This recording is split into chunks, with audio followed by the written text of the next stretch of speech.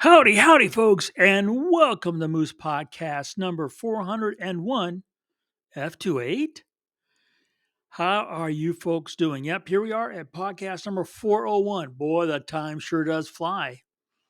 Hey, I want to thank all you folks for the kind words and emails for my hitting number 400 last week. I do appreciate you guys reaching out. It means a lot to me. That's why I'm doing it. Somebody asked, do I have another 400 in me?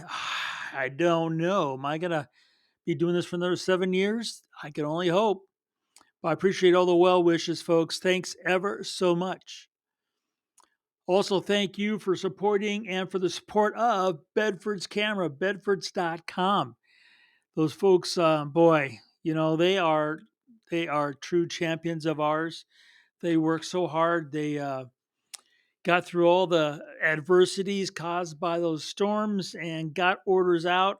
It's amazing, including to me, that bedfords.com. I mean, I don't know how they keep having all the great gear, the great prices, advice, classes, photocon, photo expo. I mean, they do it all. I want to thank Bedfords for sponsoring the Moose podcast. Remember to mention my name. You'll see a true cash discount after you check out. So bedfords.com. Thank you, guys. All right, so f2.8 had an interesting email. Got me to thinking. Yes, they tend to. You guys have some great comments/questions. Now, I have a few f2.8 lenses in my bag. These are all Z lenses, of course. That's all I'm shooting anymore. The Z14 to 24 2.8, the Z24 to 70 f2.8, the Z70 to 200 f2.8.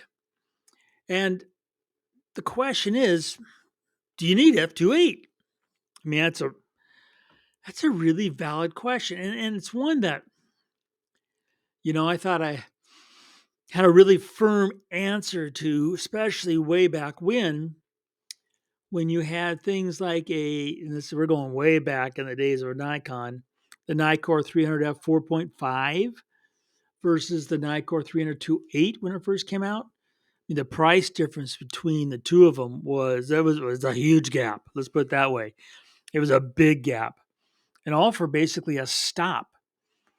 And if you're old enough, like me, you remember the old ad campaign, Speed Kills, talking about drugs. Well, speed can kill your activity when it wipes out your budget. Now, there is a real valid reason for that fast glass.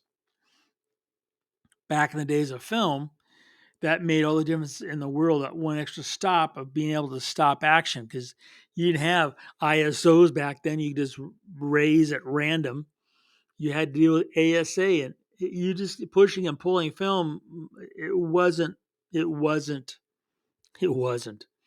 So that was, a valid reason back then. But what about now, when you can do such things as raise the ISO at a whim? Is 2.8 something you should be spending money on? Now, I'm bringing this up after I got this email, and you have to stick with me. I actually have, there is an end agenda to this. So I have the Z51.2. What a spectacular lens. I love, love, love that lens. Oh my gosh. It's gorgeous. It is sharp, sharp, sharp, fast, sexy. There isn't anything about that lens that it just doesn't light my photographic imagination and fires. I've recently I've got the Plania 135 1.8. It's a really nice lens, folks. It's physically not light, but man, oh man, is that thing sharp. And at 1.8, your depth of focus, you know, business card thin. I love it. It really, though has. You've got to be watching your P's and Q's. You've got to be really on top of that depth of focus when you are shooting at 1.8. But that's the goal, right? People think it's the gorgeous bokeh with its 11 blade aperture. Yeah, that's definitely, adds to it, but that sharpness at 135, 1.8, you know. So back to 2.8. Speed. Speed. Now, this came up at about the same time I was thinking about adding another lens to the bag in my quest of kind of going back to the basics, kind of what my theme is for the year or for the current shooting period, however you want to look at it. And way back when it first came out, a dear friend of mine bought the Z100 or 400, and they were kind enough to let me shoot with it for a little bit. Then I borrowed uh, a good friend of mine's, and I shot in Yellowstone in winter for a couple weeks with it. And it's a gorgeous lens. I love it to pieces. Now that f4, right? It's not 2.8, and the price tag of that lens. You might be saying, why isn't it 2.8? Oof, it was 2.8. Ooh, the price, right? But it's not, and that's okay. To the point, going back to basics, I have and this is the one case scenario I'm going to talk about, and that's doing air to air. Air to air, you're not really thinking about depth of focus. That's really just not part of the equation. And the primary reason is because, at least for myself, working with aircraft that are prop powered, I want to blur that motion to some extent, either all the way to a 360 degree arc or, you know, something less. And to do that, you've got to slow down the shutter speed. And with basic exposure, right, where you're matching shutter speed and aperture to get the right amount of light to hit that sensor to tell your story, if you slow down that shutter speed, you have to close down your lens. Now, my primary lens for shooting air to air is the Z70 to 200 2.8. A brilliant lens, beautifully sharp. But because it's 2.8, it only closes down to f22. That at times kind of handcuffs me into shutter speeds because I can't get past f22. So to suck up a stop of light, I often put the Z1.4 on there. Tack sharp, really gorgeous. But the problem is that now I'm not at 70 millimeter, right? I'm at 70 times 1.4. Okay. And and in order to get that F32 or more, and that extra gap in there, there's actually technically nothing wrong with it. There's nothing wrong photographically. It's just that dust, which just finds you. I don't know how doing air to air, and then you're busy cleaning images in post with those dust spots. So between that, the physical length, I'm like, do I need 2.8? Getting back to the email. So now I've acquired the Z100 to 400 that does a number of things for me. The first thing is I've lost that extra gap between lenses and body, and it makes a difference. Okay, when it comes to dust, it does. Okay, now as far as the focal length, right? I'm at 100 millimeters where I was with the converter, and 7200 at 98 millimeters. So I haven't lost anything there, but I do have the ability because of the design of the lens to go down f45 gives me a whole nother shutter speed stop, if not more, to blur that prop, get that full arc. All right, so there's the one thing, f2.8. There's a yin and yang to it. There is the yin and the yang of the price, There is the ability, though, to shoot faster shutter speeds if you need it by just opening up. You do have a shallower depth of focus. And when you're shooting the 14 to 24 2.8, oh, God, what a great lens.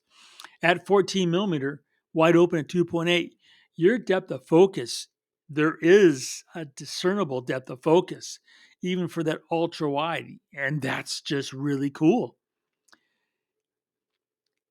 So, beyond the price and beyond the depth of focus, what else is there about f2.8 that, okay, you might want to consider?